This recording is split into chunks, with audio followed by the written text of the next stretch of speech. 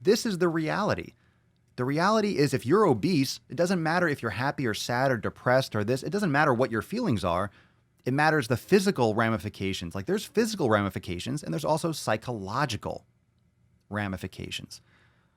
But we're getting the psychological and the physical confused. They are one. Yes, they're one. But at the same time, they're separate. Your physical is also going to have ramifications on your health regardless of how you feel. You can love being obese. Okay, it's not going to change the fact that you're going to have major issues. It's a fact. You're obese. It's not good. So it doesn't matter how you feel. It's just easier to change how you feel. It's just easier. How many of you are obese or lost weight? And you know, how many of you have been there? Either you're there or you've been there before. It's like, okay, it is what it is. You're overweight, you're obese, you're huge. Doesn't matter if you're in a good mood. Doesn't matter if you're happy. Like, I'm glad you're happy. I don't want people to be miserable, but it only goes so far. It's just easier to do. It's easier to feel different. It's easier to change the language. It's easier to try to encourage other people to believe what you believe rather than you change your habits. Habit building is hard.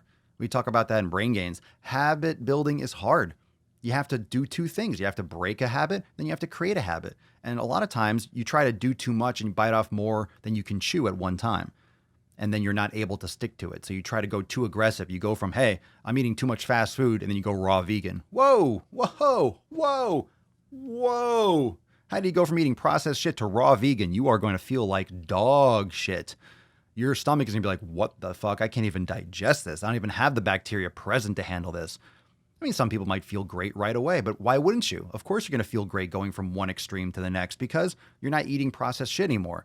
And then, of course, those things hit a wall down the road, and then people leave that raw vegan stuff, or maybe they stick to it. You know, everyone's different. It's fine. But you know what I'm saying? You go to an extreme where you go carnivore, you're cutting out processed shit, ideally. You're cutting out fake food. You're eating whole foods. You're going to feel better. You're going to lose extra weight. You're going to take care of some bloating. You might still have issues because just because it's real food doesn't mean it's all good for you. That's another thing that we talk about with the elimination diet. Just because you're eating whole foods and you're not eating fast food per se, some of those foods are not good for you still. They're not going to digest well. They're not going to work well for your body. So you have to look at this you have to be very analytical. You have to be more aware of what you're doing. And you have to be more aware, I think, of just what you're doing and what reason you're doing it.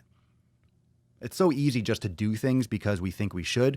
It's so easy to do things because someone else says so, someone else that has results. That's why I stay away from really talking so much about this is what I eat. This is what I do.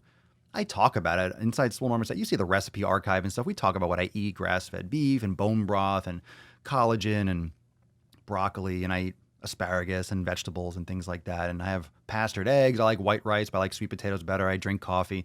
I'm very simple. I get a lot of nutrients in. I get a lot of a well-rounded nutrition profile, but I'm always eating grass-fed products. I'm eating organic, and I'm drinking a lot of water, and I'm meditating, and I'm lifting, and I'm practicing yoga, and I'm trying to sleep as best I can. You know, we all have our strengths and our weaknesses. We all have things that we need to improve on and things that are not necessarily ideal, but we do the best we can. And if you're consistent and you're doing better and the best you can more often than not, you're going to see progress. And if you're doing things that human beings should fucking be doing, and you're not falling into these idealized and these bullshit traps of language twisting, you're going to be much better off. And that's one of the benefits to Brain Gains, one of the benefits to individualizing and customizing your nutrition, your training, because if you are in control, and if you learn this stuff yourself, and if you apply this yourself, guess what? You're in control. I just said that. You are in control. That means no matter what anyone says, you know what's right for you. You are at the steering wheel. You're at the helm. You're the captain of your own ship. So it doesn't matter what comes out next year. You know there's going to be a nutrition fad coming out next year. You know there's going to be another fat burner. You fucking know there's going to be another thing next month.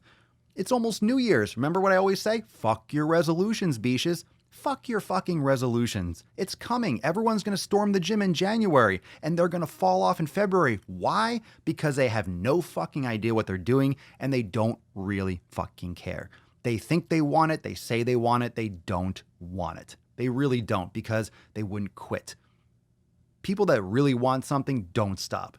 If you really want, oh, I'd like to have it. I'd like to lose weight. I'd like to build muscle. Oh, you would? Oh, you'd like to? Well, you're not going to because you don't really give a shit. You say you do, but you don't.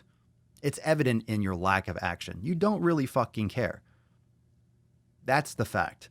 That's the reality of the situation. People don't really care. The ones that don't make it happen or quit, they don't really want it. It's hard to swallow that sometimes. That's what she said. It's hard to swallow that fact. Oh, I guess I didn't really want it. Nope. Guess you really didn't. Okay.